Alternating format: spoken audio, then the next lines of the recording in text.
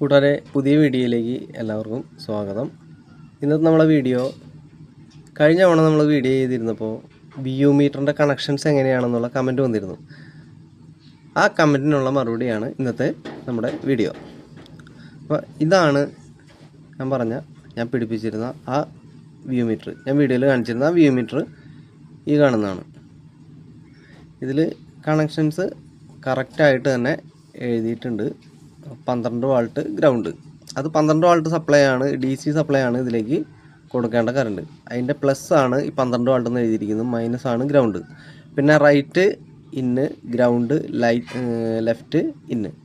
ഈ റൈറ്റും ലെഫ്റ്റും ഇൻപുട്ടാണ്. നമ്മുടെ USB മൊഡ്യൂളിൽ നിന്ന് വരുന്ന ഔട്ട്പുട്ട് കണക്ഷൻ ഇതിലേക്ക് കൊടുക്കാം. അല്ല എന്നുണ്ടെങ്കിൽ നമ്മുടെ വോളിയം കൺട്രോളറിൽ നിന്ന് ഉള്ള ഔട്ട്പുട്ട് കണക്ഷനോ ഇൻപുട്ട് കണക്ഷനോ ഇതിലേക്ക് കൊടുക്കാവുന്നതാണ്. അതല്ല ഇനി ബാസ്റ്റോൾ ബോർഡിൻ്റെ ഔട്ട്പുട്ട് കണക്ഷനിൽ നിന്നും ഇതിലേക്ക് കൊടുക്കാം.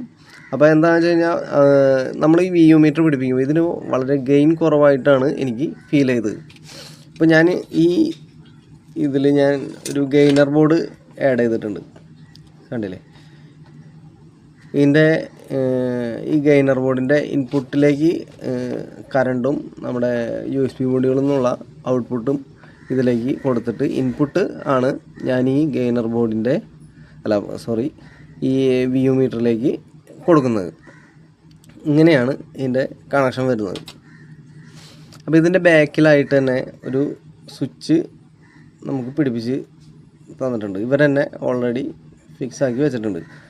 നമുക്ക് ആ സ്വിച്ചിൽ പ്രസ് ചെയ്ത് കഴിഞ്ഞാൽ ഇതിൻ്റെ മോഡുകളും നമുക്ക് കൺട്രോൾ ചെയ്യാം. അതല്ല ഇനിയിപ്പോൾ ഈ BU മീറ്ററിന് ലൈറ്റ് കൂടുതലാണെങ്കിൽ ആ ലൈറ്റും കൺട്രോൾ ചെയ്യാനായിട്ടുള്ള ഓപ്ഷൻ ഈ സ്വിച്ചിൽ തന്നെ അവർ ഇൻബിൽട്ടായിട്ട് കൊടുത്തിട്ടുണ്ട്. അപ്പോൾ നമുക്ക് ഇനി വരുന്നത് ഇതിൻ്റെ വർക്കിംഗ് ആണ്. നമുക്കിതിലേക്ക് സപ്ലൈ കൊടുത്ത് ഇതൊന്ന് വർക്ക് ചെയ്ത് ഇതിൻ്റെ മോഡുകളും കാര്യങ്ങളൊക്കെ ഒന്ന് ഞാൻ പറഞ്ഞുതരാം.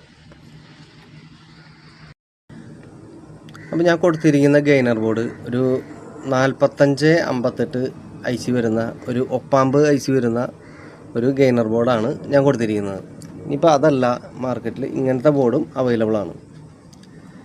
ഇത് പവർ ട്രിക്കിൻ്റെ ഒരു ബോർഡാണ്. ഞാൻ കൊടുത്തിരിക്കുന്നത് ഈ G-Techൻ്റെ ബോർഡാണ്. ഇപ്പോൾ പലതരത്തിൽ ഉള്ള ഗെയിനർ ബോർഡുകൾ വരുന്നുണ്ട്.